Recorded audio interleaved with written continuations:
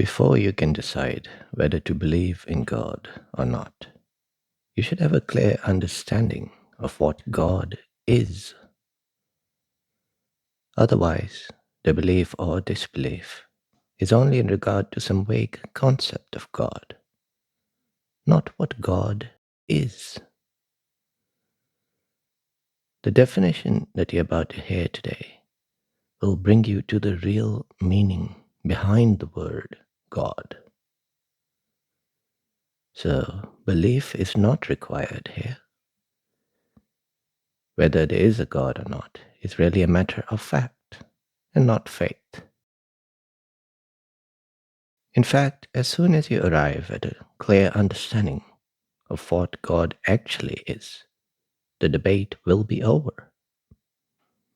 The facts of the matter will be clear.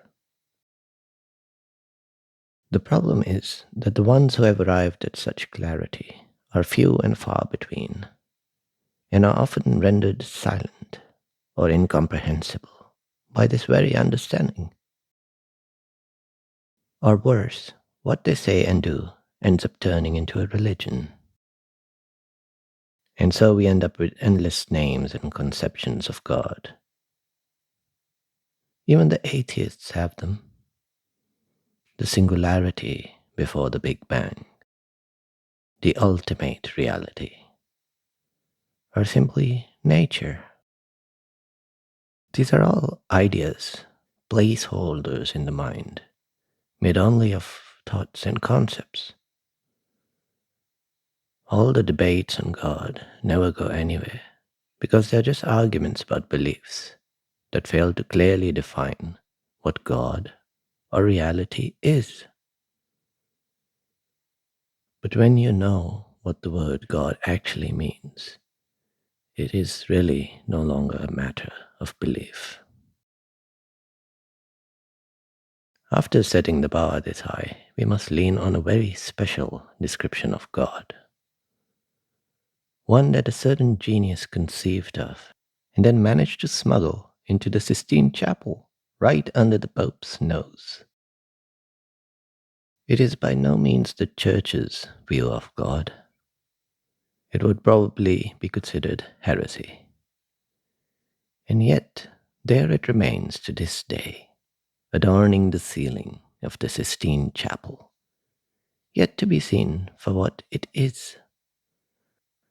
A clear pointer to what can really be called God, not as an unseen, imaginary entity, but as the highest aspect of reality as we know it.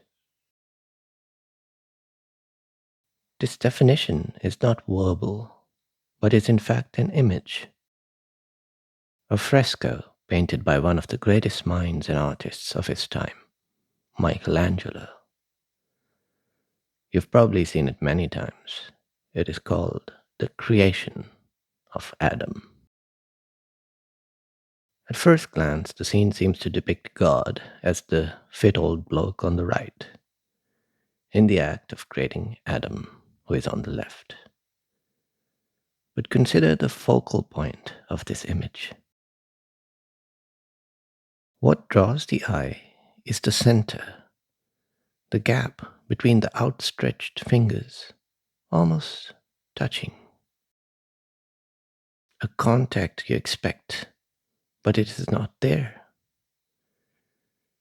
It is in fact this tiny point, this gap, that we will use to define what God is.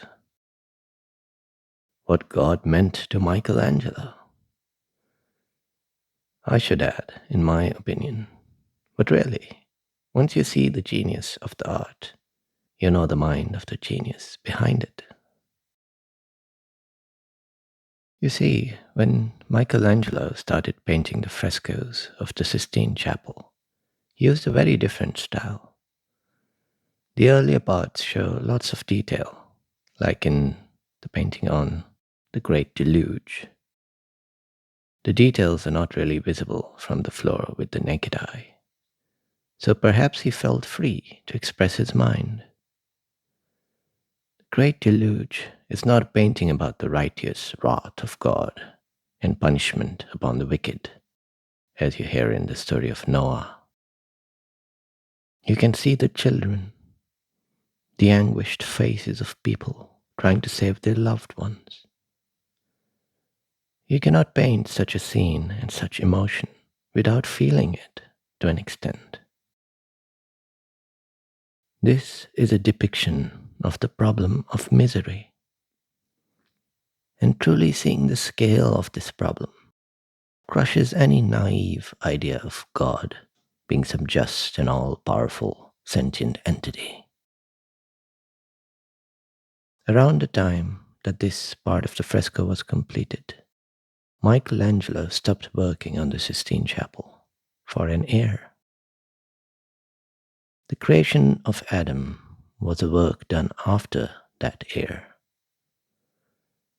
Perhaps in that year, Michelangelo questioned the idea of God and arrived upon his own understanding, which is what I see in this great work of art.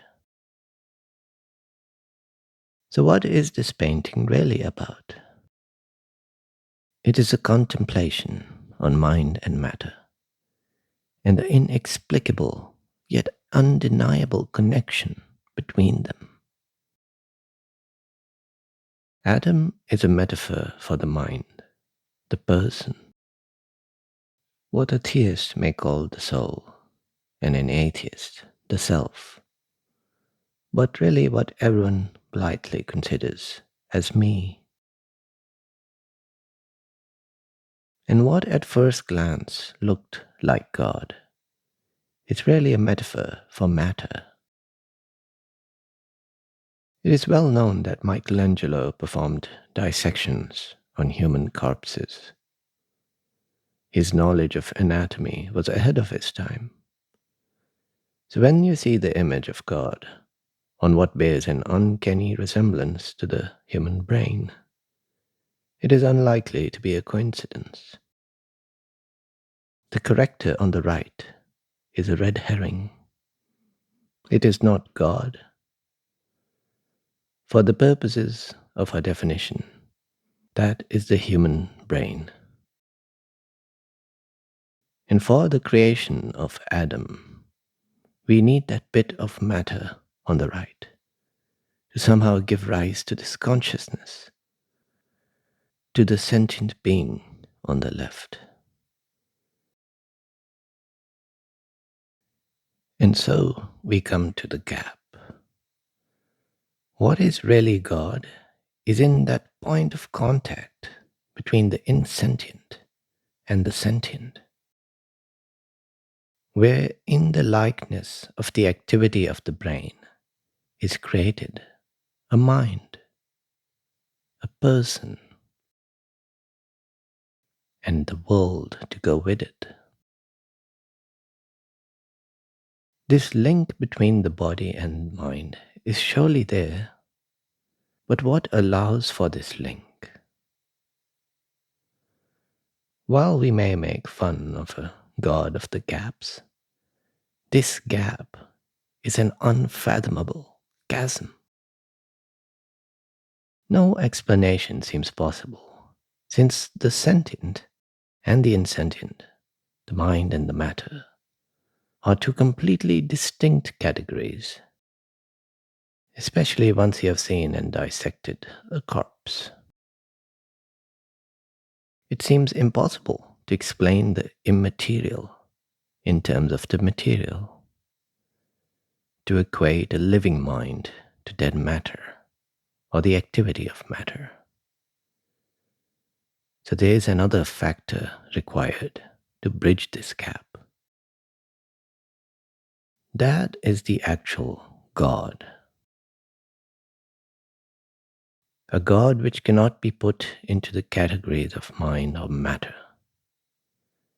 The noumenon, which cannot be described in terms of the phenomenon. And so, in this painting, God appears only as this little, but most significant gap. Unseen, yet still the focal point. the bridge between mind and matter. God is what makes perception possible, without which Adam cannot be created,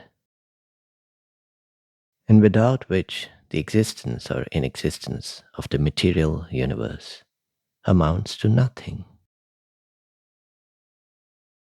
That which makes experience possible is the true creator. Seen this way, it is almost like an equation. But God cannot be found on the left-hand side or the right-hand side of any equation. God and the nature of reality are in that equality in the middle, that equals sign,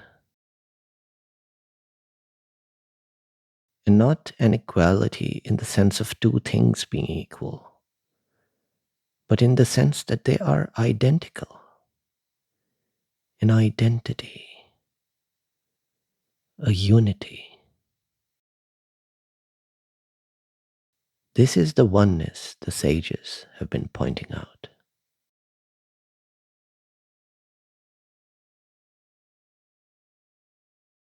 Most minds can only conceive of God as some supreme being.